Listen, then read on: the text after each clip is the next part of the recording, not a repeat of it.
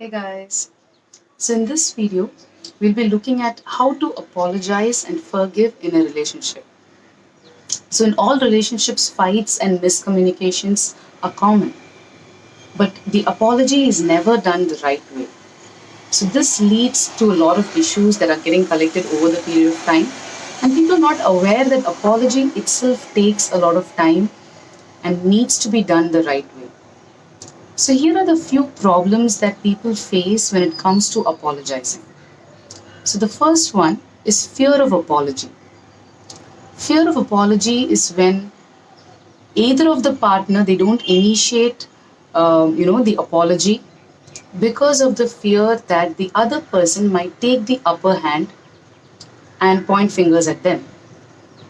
So the fear of this action, the fear of the other person taking the upper hand and saying, "Yes, you are wrong, and you should apologize." The fear of them doing that leads us or prevents us from actually going and apologizing first. So we have this fear that okay, if I apologize, maybe they'll think I am wrong, or maybe it'll seem like they are right, and maybe they'll take it in their favor. So that fear of apology restricts you from actually going and apologizing. The second problem faced during an apology session is ego in apology. Ego is when, why should I apologize? He hurt my feelings. He should apologize first. She left the place. She should apologize first. He said, I want to break up. He needs to apologize first. Ego in apology, where it's always, why should I or they should? This should becomes the ego. So when there is ego in apology, either of the parties they don't apologize to each other. They don't ask forgiveness, and continues building up. The third kind of problem faced during an apology session is imbalance of apology. Imbalance of apology is when there is one person who's always apologizing regardless of the problem, and the other person doesn't do anything about it. So it's usually like this person's feelings gets hurt, and they come and they mention to this the other partner, and the partner somehow makes it their problem and they end up apologizing. So it's always this one person who's apologizing every time. Problem is theirs or the other person's. They end up apologizing all the time. So this, when one person keeps apologizing all the time, there is an imbalance in apology.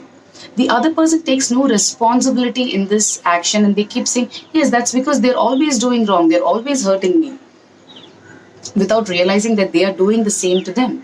So when there is an imbalance in apology, this can lead to the fear of apology and ego in apology. So when this person who keeps apologizing all the time, at one point, they get saturated and they start feeling, hey, you know what? If I apologize first, it's going to seem like I'm the one who's doing the mistake. I don't have to apologize anymore. I'm scared to apologize first because this is clearly not working. Fear of apology. Ego in apology. I have been apologizing all the time. Why should I apologize this time? Let him, let her come and apologize. Ego in apology. So the imbalance of apology will cause fear of apology and ego in apology, and in the end, leave you with a toxic relationship that you can't heal. So when you're aware that okay, this imbalance is happening, that's when you can immediately make a standstill and work on the other kinds of apology. But now that you know, okay, these are the problems that you're facing in apologizing. Everyone would have seen this imbalance or the fear or the ego, right? So now that you're aware of all of these problems, how to apologize first, or who should apologize first? What if there is already an imbalance of apology in your relationship right now? How to make it right? Watch the next video to find out.